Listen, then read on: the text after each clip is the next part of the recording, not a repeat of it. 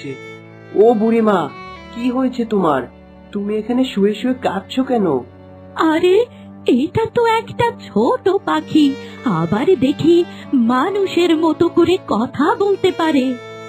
না গো বুড়িমা, আমি কোনো পাখি নই, আমিও তোমার মতোই মানুষ।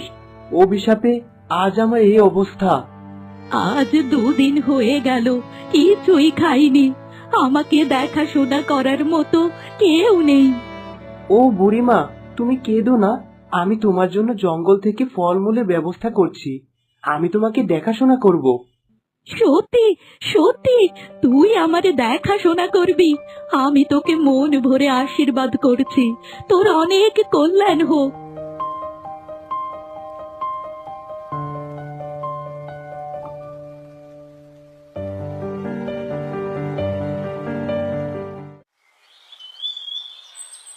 এই তো, অবশেষে একটা আপেল গাছ খুঁজে পেয়েছি। যাই, এই আপেল গাছ থেকে একটা আপেল নিয়ে বুড়িমাকে খাওয়াই।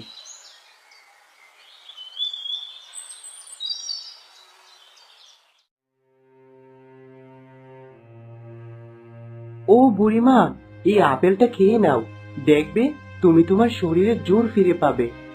সত্যি সত্যি তুই আমার জন্য আপেল নিয়ে এসেছিস, আমি তোর উপর অনেক খুশি হয়েছি। আমি খেয়ে একটু ক্ষুধা নিবারণ করি।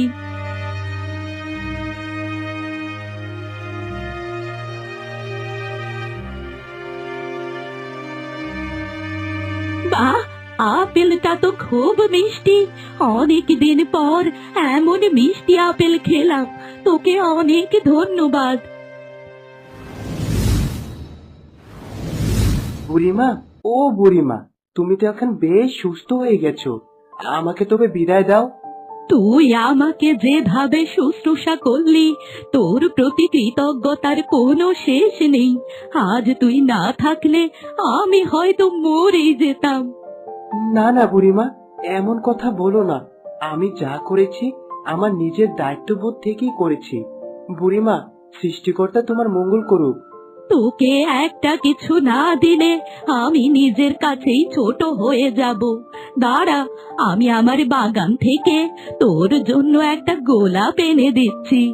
জানিস তো, এই গোলাপ বাগানটা আমি খুব ভালোবেসে তৈরি করেছি। এই প্রতিটি ফুল এক একটা আমার সন্তানেরই মতো।